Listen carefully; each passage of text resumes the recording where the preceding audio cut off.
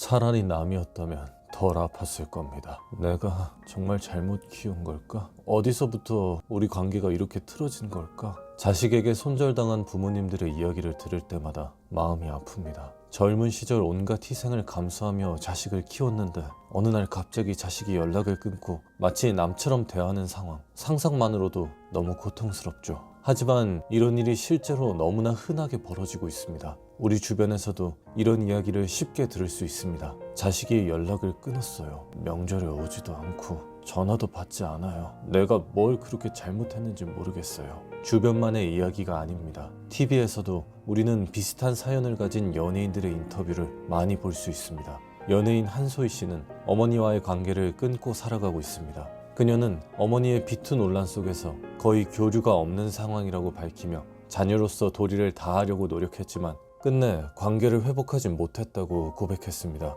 또 배우 차일현 씨는 아버지와 19살 이후로 연락을 끊었다고 밝혔습니다. 아버지의 사기 사건으로 인해 그녀는 수십억 원의 빚을 갚으며 힘든 시간을 보냈지만 관계는 이미 돌이킬 수 없게 되었다고 말했죠. 이처럼 가족 간의 단절은 누구에게나 일어날 수 있는 현실입니다. 연예인이라는 화려한 삶을 사는 사람들에게도 예외는 아니죠. 오늘은 제가 가정 상담을 하면서 만났던 수많은 사례를 통해 자식에게 손절당한 부모님들에게 공통적으로 나타나는 4가지 특징에 대해 말씀드리려고 합니다. 이 이야기를 통해 우리 모두가 관계를 다시 돌아보고 더 나은 방향으로 나아갈 수 있는 기회를 만들어 보았으면 합니다. 끝까지 함께 해주세요. 오늘의 이야기가 여러분께 큰 도움이 될 겁니다.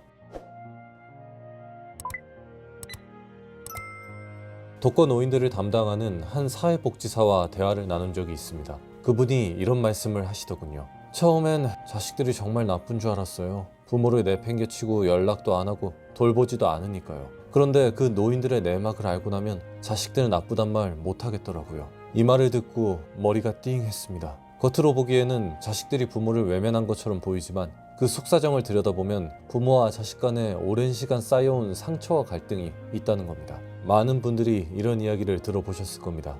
우리 엄마는 밖에서 그렇게 친절하고 좋은 사람인데 집에서는 왜 그렇게 무섭고 차가운지 모르겠어요. 아빠는 회사에서 인정받고 존경받는 분인데 집에서는 항상 화만 내고 저희를 혼냈어요. 이런 부모님의 모습은 자식들에게 큰 혼란과 상처를 남깁니다. 밖에서의 모습과 집 안에서의 모습이 너무 다르기 때문에 자식들은 부모님을 이해하기가 어렵고 점점 마음의 거리를 두게 됩니다. 한 상담 사례를 떠올려 보겠습니다. 40대 중반의 한 여성은 어머니와 연락을 끊었다고 고백했습니다. 그녀는 어머니는 동네에서 너무나도 좋은 분으로 통했어요. 이웃들에게 친절하고 봉사도 열심히 하시고요. 그런데 집에서는 저를 항상 비난하고 제가 하는 일마다 부족하다고 하셨어요. 저는 어머니가 밖에서 보여주는 모습이 거짓말처럼 느껴졌습니다. 라고 말했습니다. 자녀들은 부모님의 이중적인 모습을 보며 혼란스러워합니다. 왜 나는 사랑받지 못할까? 라는 생각에 점점 마음의 문을 닫게 되고 결국 관계가 단절되는 경우도 많습니다. 왜 이런 모습이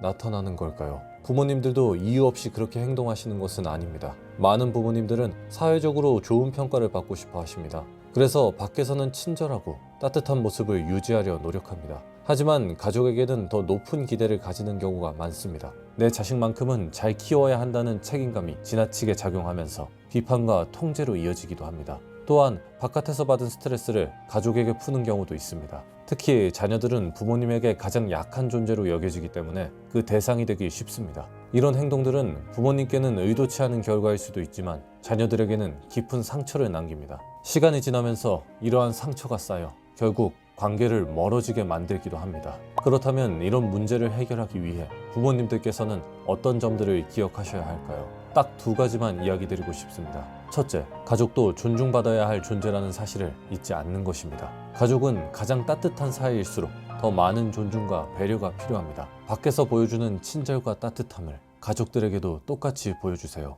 자녀들은 부모님의 말과 행동에서 사랑과 존중을 느낄 때 비로소 마음을 열고 관계를 이어갑니다. 둘째, 감정을 관리하는 습관을 들이는 겁니다. 바깥에서 받은 스트레스를 가족에게 푸는 대신 산책이나 취미 활동을 통해 스스로 감정을 해소하는 방법을 찾아보세요. 부모님이 편안한 상태를 유지할 때 자녀와의 관계도 자연스럽게 안정되고 긍정적으로 변화할 수 있습니다. 이 2가지는 부모와 자녀 간의 관계를 회복하는 데 있어 가장 기본적이면서도 중요한 출발점입니다. 꼭 기억해 주시길 바랍니다.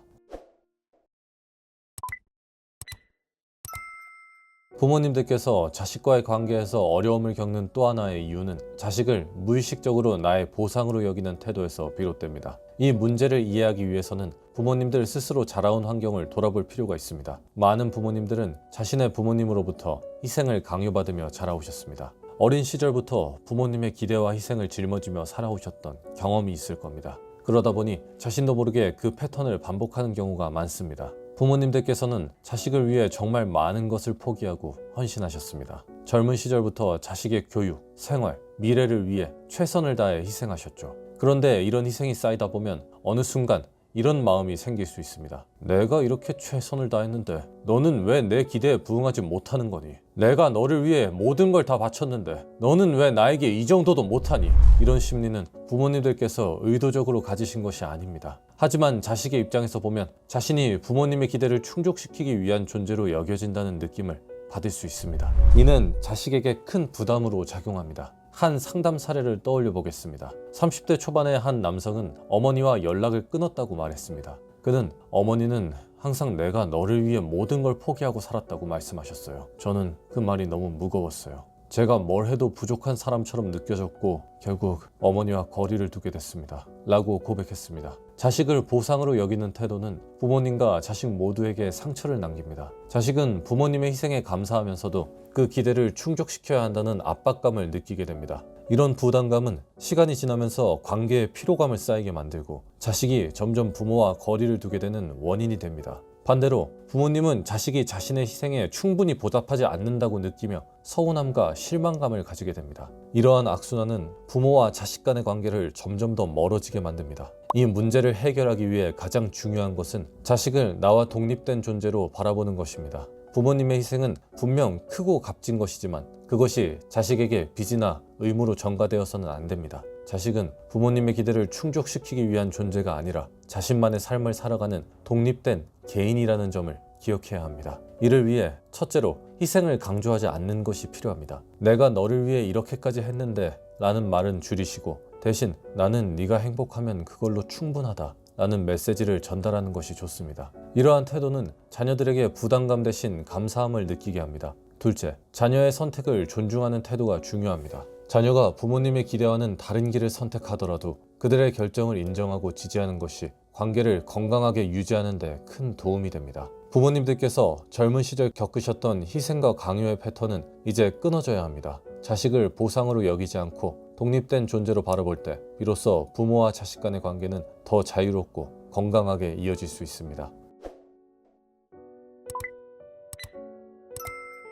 마지막 세 번째는 부모도 자식에게 사과할 수 있어야 한다입니다. 부모님 세대는 부모는 항상 옳다는 가치관 아래서 자라오셨습니다. 부모님의 말이 곧 법이었고 잘못된 일이 있어도 그것을 인정하거나 사과하는 일은 거의 없었습니다. 이런 환경에서 자라오셨기에 부모님들께서는 자식에게 사과하는 것이 어색하고 때로는 권위를 잃는 일처럼 느껴질 수도 있습니다. 하지만 시대가 바뀌었습니다. 부모와 자식 간의 관계도 이제는 더 평등하고 상호 존중을 기반으로 해야 합니다. 부모님들께서 자식에게 사과하는 것은 결코 권위를 잇는 일이 아닙니다. 오히려 잘못을 인정하고 진심으로 사과하는 태도는 자녀에게 존중받고 있다는 느낌을 주며 관계를 회복하고 더욱 돈독하게 만드는 강력한 방법이 됩니다. 자식들은 부모님의 완벽함을 기대하지 않습니다. 대신 자신이 받은 상처를 부모님이 이해해 주길 바라고 그에 대한 진심 어린 사과를 듣길 원합니다. 한 상담 사례에서는 아버지가 어린 시절 폭언으로 딸에게 상처를 주었지만 진심으로 사과하며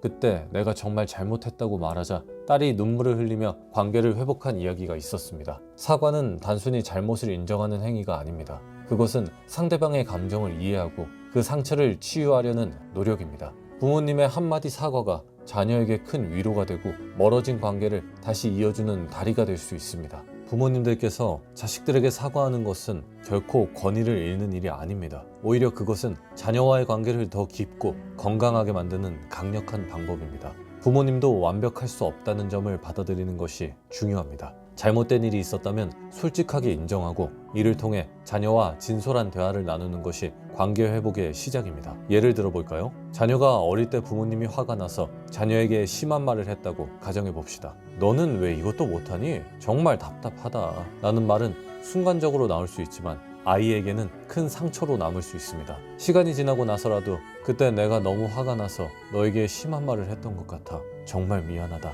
너를 그런 식으로 대하는 건 옳지 않았어. 라고 사과한다면 자녀는 부모님의 진심을 느끼고 마음을 열게 될 것입니다. 작은 한마디의 진심 어린 사과가 가족 간의 관계를 새롭게 변화시킬 수 있습니다. 오늘 말씀드린 내용을 다시 한번 정리해 보겠습니다. 가족에게도 따뜻한 천사가 되세요. 가족은 가장 가까운 사이일수록 더 많은 존중과 배려가 필요합니다. 밖에서 보여주는 친절함과 따뜻함을 가족들에게도 똑같이 보여주세요. 자식을 보상이라고 여기지 마세요. 자식은 부모님의 희생에 보답하기 위한 존재가 아니라 자신만의 삶을 살아가는 독립된 개인입니다. 그들의 선택을 존중하고 부담감을 주지 않는 태도가 필요합니다. 잘못된 일에는 진심으로 사과하세요. 부모님의 완벽함을 고집하기보다는 잘못된 점이 있다면 솔직하게 인정하고 용서를 구하세요. 이는 관계 회복의 가장 강력한 방법입니다. 부모와 자식 간의 관계는 시간이 지날수록 자연스럽게 멀어질 수도 있고 가까워질 수도 있습니다. 중요한 건 지금부터라도 작은 변화를 시작하는 것입니다. 오늘 말씀드린 3가지를 잘 기억하시고 여러분의 소중한 가족 관계를 다시 한번 돌아보는 계기가 되길 바랍니다. 끝까지 함께 해주셔서 감사합니다. 앞으로도 여러분께 도움이 되는 이야기를 전해드리겠습니다.